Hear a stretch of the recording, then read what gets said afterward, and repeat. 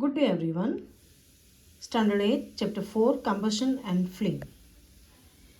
We use different kinds of fuel for various purposes at home, in industry and for running automobiles. Underline this. Can you name a few fuels used in our homes? Name a few fuels used in trade and industries. What fuels are used for running automobiles? Your list will contain fuels like underline cow dung, wood, coal, charcoal, petrol, diesel and CNG. So which are they? Once again, cow dung, wood, coal, charcoal, petrol, diesel and CNG. Let us study the chemical process of burning and types of flame produced during this process. What is combustion? Recall the activity of burning of magnesium ribbon performed in class 7th. We learned that magnesium burns to form magnesium oxide and produces heat and light. We can perform a similar activity with a piece of charcoal, hold the piece with a pair of tongues and bring it near the flame of candle or a Bunsen burner. What do you observe? We find that charcoal burns in air. We know that coal too burns in air, producing CO2, heat and light. So when charcoal burns, we get CO2, heat and light. See the figure 4.1 burning of Mg. Now the definition of combustion. So we mark this. Okay. A chemical process in which substance react with oxygen. Substance react with oxygen and to give of heat is called combustion. The substance that undergoes combustion is said to be combustible. It is also called a fuel. The fuel may be solid, liquid, gas.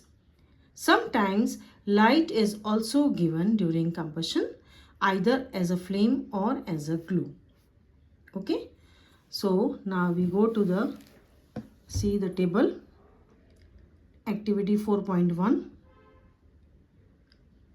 Can you name some more substances which are combustible? You can add to the table 4.1. Then activity 4.2. We find that for combustion, air is necessary. Very important point. The candle burns freely in case A. When air can enter the chimney from B, this activity. In case B, when air does not enter the chimney from the below, the flame flickers and produces smoke. You can see the last figure. In case C, the flame finally goes off. See figure C, last one, because the air is not available. So air is very, very important for combustion. Is this clear? Okay. Now we go to the next point. In the sun, heat and light are produced by nuclear reactions. You will learn about this process in higher classes. Does a matchstick burn by itself? Can you burn a piece of wood by bringing a lighted matchstick near it? Have you heard of forest fires? The lowest temperature at which a substance catches fire is called as ignition temperature. Please mark the definition of ignition temperature. We find that a combustible substance cannot catch fire or burn as long as its temperature is lower than its ignition temperature. Mark this.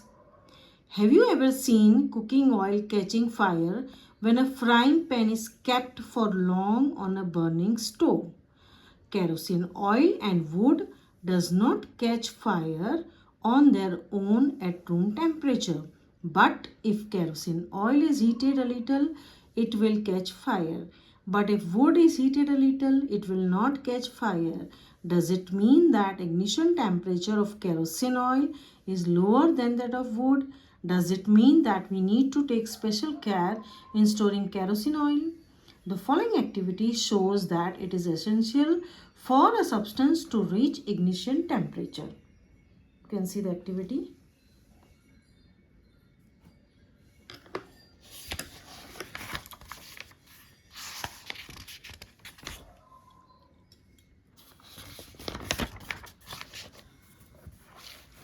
Now we go to the next point.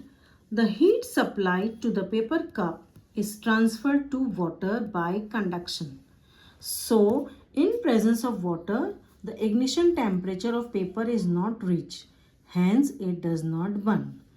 The substance which have low ignition temperature and can easily catch fire with a flame is called inflammable substances. For example, petrol, alcohol, LPG, and you can find out some more. Next point. How do we control fire? You must have heard or seen of fire breaking out in homes, shops and factories. If you have seen such an accident, write a short description in your notebook. When a fire brigade arrives, what does it do?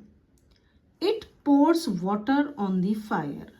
Water cools the combustible material so that its temperature is brought below its ignition temperature. This prevents a fire from spreading. Water vapor also surrounds the combustible material, helps in cutting off the supply of air, so fire is extinguished. Fuel, air, which are the essential requirements for producing fire. Heat, temperature of the fuel beyond the ignition temperature. Fire can be controlled by removing one or more of these requirements. The job of fire extinguisher is to cut off the supply of air or to bring down the temperature of the fuel. And you can see fire extinguisher is given here. So please read the rectangle information given about the fire extinguisher. Types of combustion. Burning matchstick or gas lighted near a gas stove in the kitchen. What do you observe? We find that gas burns rapidly and produces heat and light. Such combustion is called rapid combustion. There are substances like phosphorus which burn in air at room temperature. The type of combustion in which a material suddenly bursts into flames without the application of any apparent cause is called spontaneous combustion. Two types of combustion, rapid and spontaneous. We generally have fireworks on festival days. When a cracker is ignited, a sudden reaction takes place with the evolution of heat, light and sound. A large amount of gas formed in the reaction is liberated. Such a reaction is called explosion. Explosion can also take place if pressure is applied on the cracker. Spontaneous combustion of coal dust has resulted in many disastrous fires in coal mines. Spontaneous forest fires are sometimes due to heat of the sun and due to lightning strike. However, most forest fires are due to the carelessness of human beings. It is important to remember that the campfires must be completely extinguished before leaving a forest after a picnic or visit. Okay.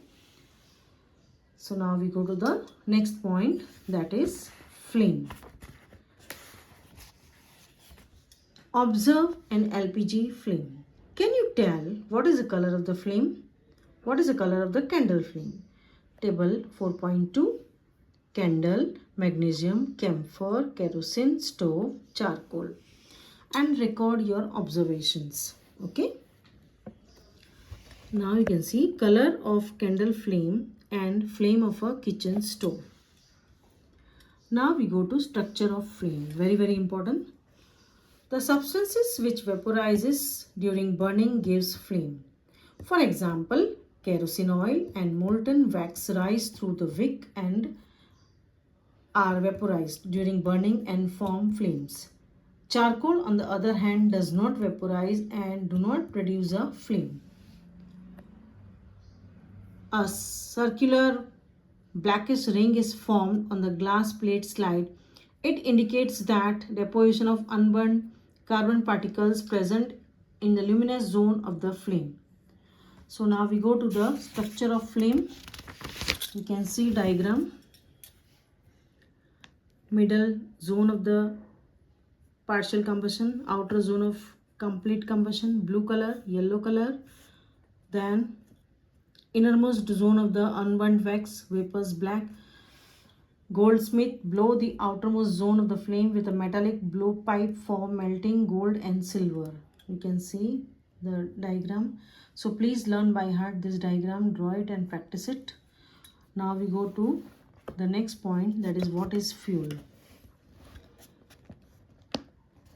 Recall that sources of heat energy for domestic and industrial purposes are mainly wood, charcoal, petrol, kerosene. These substances are called fuels. A good fuel is one which is readily available. It is cheap. It burns easily in air at a moderate rate. It produces a large amount of heat. It does not leave behind any undesirable substances. There is probably no fuel that could be considered as an ideal fuel. Fuel efficiency. The amount of heat energy produced on combustion of 1 kg of fuel is called calorific value. So the calorific value of fuel is expressed in unit kilojoule per kg, and you can see, so please read table 4.4. all the CF value is given to you. Calorific value: cow dung, cake, wood, charcoal, petrol, kerosene, diesel, methane, CNG, LPG, biogas, hydrogen. Burning of fuel leads to harmful products. Carbon fuels like wood, coal, petroleum release unburned carbon particles. These fine particles are dangerous pollutants causing respiratory disease such as asthma. Incomplete combustion of this fuel gives carbon monoxide CO gas. It is very poisonous gas. It is dangerous to burn coal in a closed room. The carbon monoxide gas produced can kill persons sleeping in that room. Very dangerous. Combustion of most fuels releases CO2 in the environment. An increased concentration of CO2 in the air is believed to cause global warming. Global warming is the rise of temperature of the atmosphere of the earth. This results, among other things, in the melting of polar glaciers, which leads to rise in the sea level, causing floods in the coastal areas. Low-lying coastal areas may be permanently submerged underwater. Fourth point, burning of coal and diesel releases SO2 gas, sulfur dioxide. It is an extremely suffocating and corrosive gas. Moreover, petrol engines give off gaseous oxides of nitrogen. Oxides of sulfur and nitrogen dissolve in rainwater, please underline, and form acid. Such rain is called acid rain. It is very harmful for crops, buildings, and soils. The use of diesel and petrol as fuels in automobile is being replaced by compressed natural gas because CNG produces the harmful products in very small amount. CNG is a cleaner fuel. Okay. Now you can summarize. These points are very important and 100% you have to read them. The substances which burn in air are called combustible. Oxygen is essential for combustion. During the process of combustion, heat and light are given out. Ignition temperature is the lowest temperature at which a combustible substance catches fire. Inflammable substances have very low ignition temperature. Fire can be controlled by removing one or more requirements essential for producing fire. Water is commonly used to control fires. Water cannot be used to control fires involving electrical equipment or oils. There are various types of combustion such as rapid, spontaneous, explosion. 3 kinds of zones of flame: dark, luminous and non-luminous. Okay. So read the points and try to find out the answers. Thank you. We'll meet again.